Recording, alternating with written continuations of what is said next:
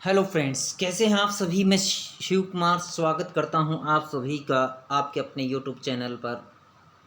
और जैसा कि हमने कक्षा 6 से इतिहास को शुरू किया हुआ है और यहां पर हम एक विस्तृत अध्ययन के माध्यम से एनसीईआरटी को जान रहे हैं। और आज इस कड़ी में हमारा जो अध्याय 11th जो चला हुआ है, अध्याय 11 जो चला हुआ है, उस कड़ी को आगे बढ़ाते हुए हम आज जानेंगे स्तूप तथा मंदिर किस तरह बनाए जाते थे। यानी स्तूपों का इतिहास क्या रहा, मंदिर कैसे बनाए जाते थे, कौन इनकी योजना बनाता था, इनके बनाने के अंदर कहाँ से खर्च आता था, कहाँ से इनका बनाने के जो मटेरियल है, जो सामान है, पत्थर है, ईंट है, शिलाखंड है, चौखट है, खंबे, ये सभी कहाँ से आते थे, किस प्रकार से फिर इन विशाल खंभों को जहाँ पर मंदिर बनाया जाता है वहाँ पर लाया जाता था। आज इस संदर्भ में हम जानेंगे। तो आइए शुरू करते हैं। देखिए, स्तूपों तथा मंदिरों को बनाने की प्रक्रिया में कई अवस्थाएं आती हैं। यानी स्तूपों तथा मंदिरों को बनाने के लिए कई चरणों में काम करना पड़ता है। सबसे पहले इसके लिए काफ़ी धन इकट्ठा करना पड़ता है, क्योंकि बहुत सारा धन इसके लिए खर्च होता है। इसलिए आम नागरिक के बस की बात ये नहीं होती। आम नागरिक इसको नहीं कर सकता है। तो आम नागरिक इसको नहीं कर सकता है तो कौन करता है? तो देखिए, इसके लिए आमतौर पर राजा या रानी इसको बनवाने का सारा खर्च उठाते हैं। इसके बनाने में सबसे पहले काम क्या किया जाता है? सबसे पहले अच्छी क्वालिटी के, अच्छी किस्म के पत्थर ढूंढकर उनको शिलाखंडों में तब्दील किया जाता है। उन शिलाखंडों को खोद कर निकाला जाता था। फिर मंदिर या स्तूप के लिए सोच विचार करके एक जगह निश्चित की जाती थी। जगह निश्चित की जाती थी कि मंदिर को कहाँ पर बनाना है। यानी एक स्थल को खोजा जाता था, एक जो उपयुक्त जगह जहाँ पर मंदिर को बनाना है उस जगह को देखा जाता था। फिर इन सभी शिलाखंडों को उस स्थान पर पहुँचाना होता था। इस प्रकार से काफ़ी चरण जो है इसके अंदर होते थे। यहाँ पर देखिए, पत्थरों को काट छाँट कर तराशने के बाद ही, यानी ये जो पत्थर पहले ढूंढे जाते थे, फिर इनको तराशा जाता था। तराशने के बाद खंभों, दीवारों की चौखट, फर्श और छतों का आकार दिया जाता था इनको। इन सब के तैयार हो जाने पर सही जगह पर उन्हें लाना काफ़ी मुश्किल होता था। तो उस काम के लिए क्या किया जाता था? उस समय ये क्रेन तो थी नहीं, जिनसे ये जो लोडर जो होते हैं आजकल, जो विभिन्न प्रकार की जो क्रेन्स हैं जो कि भार उठाने के काम में लाई जाते हैं आजकल, उस प्रकार का जो टेक्निकल समय उस समय नहीं था। तो फिर ये कैसे उठाए जाते थे? पत्थरों को कैसे लाया जाता था? उस समय पत्थरों को लाने के लिए संभवतः हाथियों का इस्तेमाल किया जाता होगा। अब यहाँ पर देखिए, उड़ीसा का जैन मठ दिया गया है। यहाँ पर एक पहाड़ी को खोदकर इस 2 मंजिले इमारत को बनाया गया है। कमरों के प्रवेश द्वारों को ध्यान से देखिए। इनमें जैन भिक्षु रहते थे और ध्यान किया करते थे। ये यहाँ पर जो गुफाएं दी गई हैं और गुफा अध्याय 2 में जो गुफाएं दी गई थी, उनमें देखिए क्या डिफरेंस है। देखिए, ये भी एक पत्थर को, एक ही पहाड़ को तराश करके बनाए गए हैं। किस प्रकार से बनाए गए हैं? नीचे ये जो चित्र दिया गया है, दिल्ली संग्रहालय से दिया गया एक मूर्ति का चित्र है। इसमें ये विभिन्न प्रकार की ये चीज़ें दिखा रखी है, किस प्रकार से ये मूर्ति को तराशने का काम किया जा रहा है मूर्तिकारों के द्वारा। इस तरह के शानदार ढांचों का निर्माण करने वाले शिल्पकारों को सारा खर्चा संभवतः राजा या रानी ही दिया करते थे। यानी ये देखिए किस प्रकार से मंदिर को तराशने का काम कर रहे हैं। अपने हाथों में इनके देखिए औजार लिए हुए हैं, ये तो तराशने का काम कर रहे हैं। इनको सभी को, शिल्पकारों को खर्चा कौन देते थे? राजा या रानी। इसके अतिरिक्त इन स्तूपों या मंदिरों में आने वाले भक्त जो उपहार अपने साथ लाते थे, उनसे इमारत की सजावट की जाती थी। जैसे कि हाथी दांत का काम करने वाले श्रमिकों ने, एक संघ ने, जो सांची का जो स्तूप है, सांची के स्तूप के अंदर जो अलंकृत प्रवेश द्वार है, उसको बनवाने का सारा खर्च उठाया था। यानी सांची के प्रवेश द्वार को बनाने का पूरा खर्च किसने उठाया था? ये हाथी दांत का काम करने वाले श्रमिकों के एक संघ ने। इनकी सजावट के लिए पैसे देने वालों में व्यापारी लोग थे, कृषक, माली, ये जो माला बनाने वाले होते हैं, इत्र बनाने वाले, लोहार, सुनार तथा ऐसे कई स्त्री पुरुष शामिल थे जिनके नाम खंभों, रेलिंगों तथा दीवारों पर खुदे हुए हैं। इसलिए जब कभी तुम्हें इन स्थानों को देखने का मौका मिले, यहाँ पर विजिट करने का मौका मिले, तो कितने लोगों ने इनको बनाने में अपना योगदान दिया है, उस योग को, उन सभी को आप देखें, उनकी एक सूची बनाएं।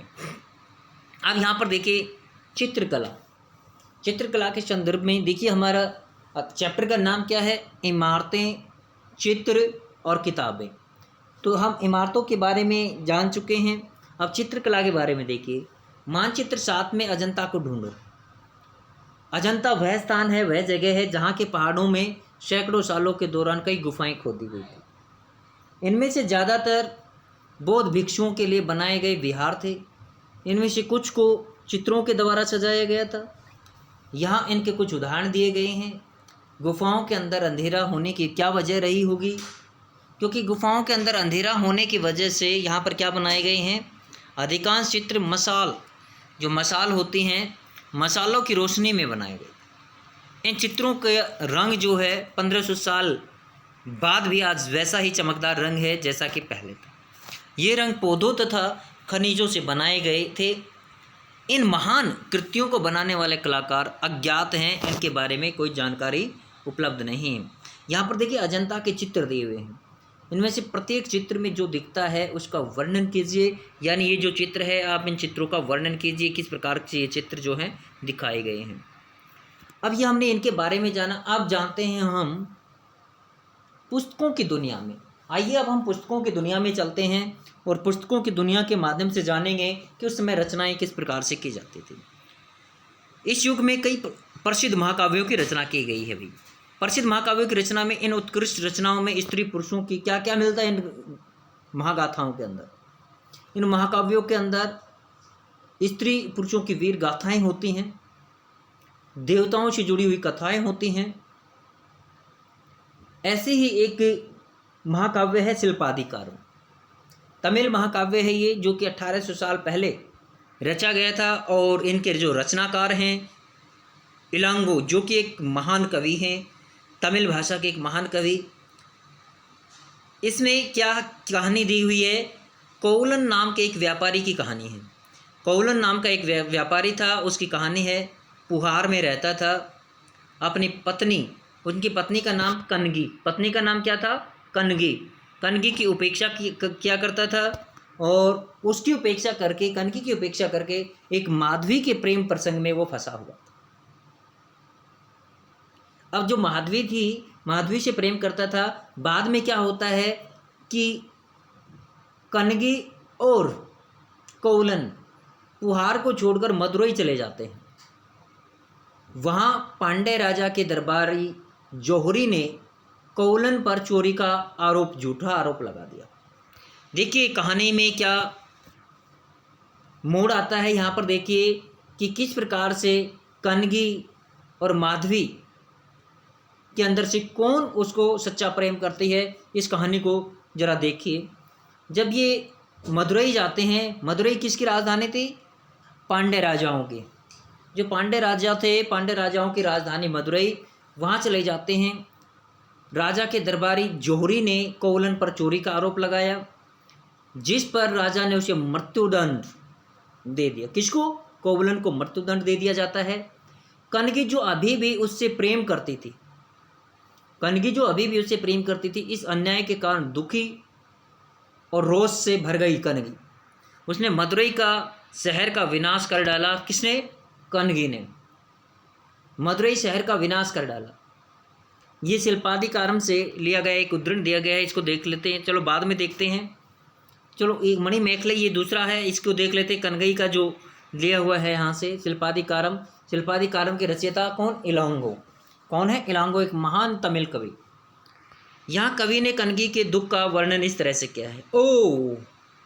ओ मेरा दुख तो देखो, तुम मुझे सांत्वना तक नहीं दे सकते। ये कब कह रही है, ये उस समय का, उसका एक तरह से विलाप सॉन्ग है, जब कोवलन को मृत्युदंड दिया जाता है। उस समय की ये विलाप है कनगी का। आप मुझे सांत्वना नहीं दे सकते, क्या यह सही है? कि विशुद्ध सोने से भी सुंदर तुम्हारा शरीर, विशुद्ध सोने से भी सुंदर तुम्हारा शरीर बिना धुला धूल से सना यूं ही पड़ा है। यह कहाँ का न्याय है कि गोधूली की इस स्वर्णिम आभा में फूलमाला से ढके सुंदर वक्ष स्थल वाले तुम जमीन पर गिर पड़े हो।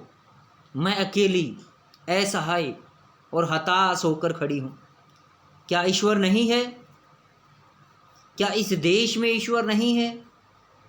पर क्या उस स्थान पर ईश्वर रह सकते हैं जहाँ के राजा की तलवार निर्दोष नवागंतुक के प्राण ले लेती है? क्या ईश्वर नहीं है? क्या नहीं है? क्या ईश्वर नहीं है?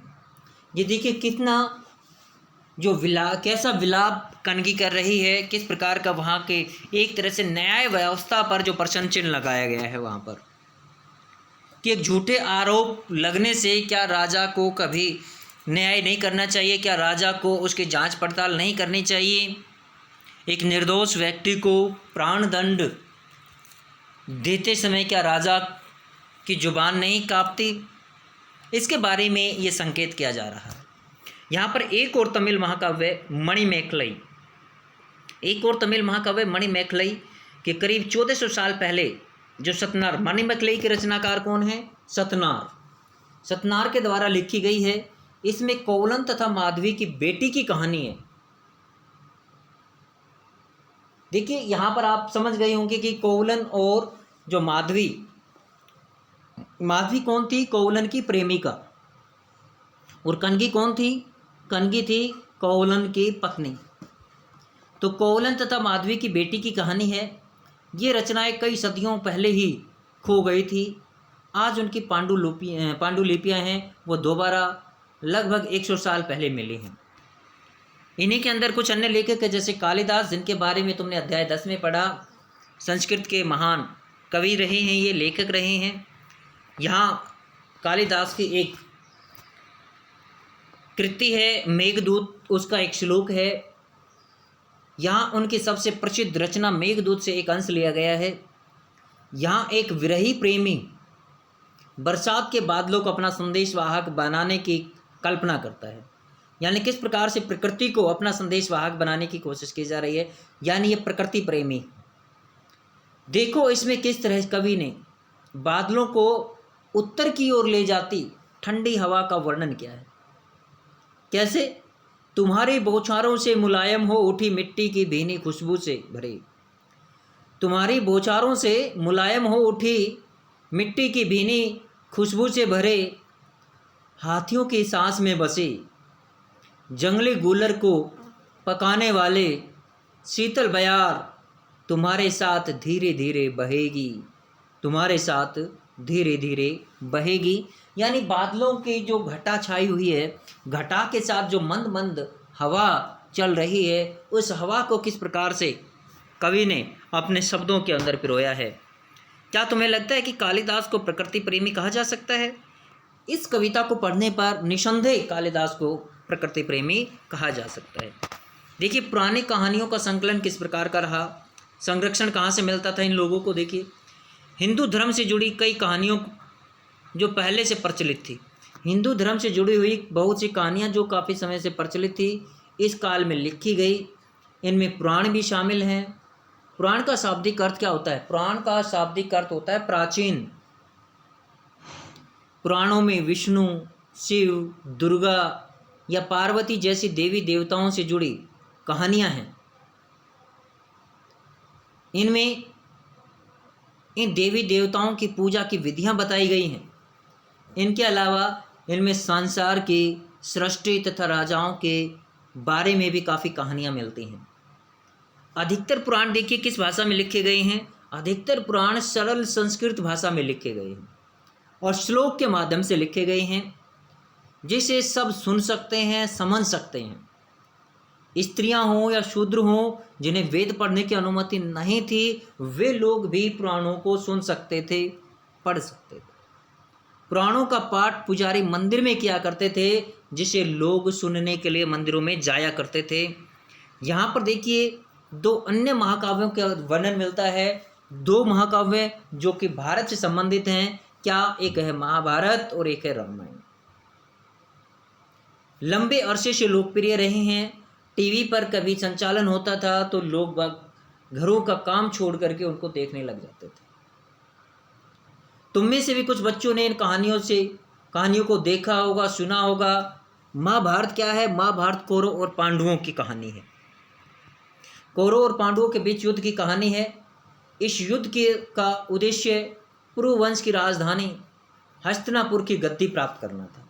यानी महाभारत की कहानी क्या है कि इसमें कौरव और पांडवों के बीच युद्ध होता है। युद्ध किसके लिए होता है? हस्तिनापुर की गद्दी के लिए युद्ध होता है। कहानी तो बहुत पुरानी ही है, पर आज इसे हम जिस रूप में जानते हैं, यह करीब आज से 1500 साल पहले लिखी गई एक पुस्तक के माध्यम से, क्योंकि लगभग 900 ईस्वी के आसपास महाभारत का युद्ध हुआ था। माना जाता है कि पुराणों और महाभारत दोनों को ही व्यास नाम के ऋषि ने, वेद व्यास, संकलित किया था। इनका संकलन किया था भाई, रचना नहीं की वेद व्यास जी ने, इनका संकलन। संकलन का मतलब होता है इनकी कई जो कृतियाँ किसी ने, ये किसके द्वारा, ऋषियों के द्वारा लिखी गई थी, लेकिन वेद व्यास जी ने इनका संकलन किया था, इनको इकट्ठा किया था। महाभारत में ही भगवत गीता भी है, जिसके बारे में तुम अध्याय 9 में पढ़ चुके हैं, जहाँ पर श्री कृष्ण ने अर्जुन को जो कुरुक्षेत्र का ज्योतिषर धाम है वहाँ पर गीता का उपदेश दिया था। वहीं पर रामायण की कथा कौशल के राजकुमार राम के बारे में है। उनके पिता उन्हें वनवास दे देते हैं और वन में उनकी पत्नी सीता का लंका के राजा रावण के द्वारा अपहरण कर लिया जाता। तो किस प्रकार से वनवासी होने पर भी राम ने अपने जो मर्यादा है, मर्यादा को नहीं तोड़ा और इतिहास में मर्यादा पुरुषोत्तम राम के नाम से जाने गए। सीता को वापस लाने के लिए राम को लड़ाई लड़नी पड़ी और इस लड़ाई में जो हनुमान जी हैं, हनुमान जी ने उनका साथ निभाया। वे विजयी होकर कौशल की राजधानी अयोध्या लौटे। कौशल क्या है? कौशल महाजनपद। कौशल महाजनपद जो कि नेपाल और अपना जो इधर उत्तर प्रदेश है इसके तलहटी के, नेपाल की तलहटी में बसा कौशल, उसकी राजधानी अयोध्या, यहाँ पर लौटा। महाभारत की तरह ही रामायण भी एक प्राचीन कहानी है जिसे बाद में लिखा गया। रामायण के लेखक वाल्मीकि माने जाते हैं। रामायण के लेखक कौन है? वाल्मीकि जी को माना जाता है।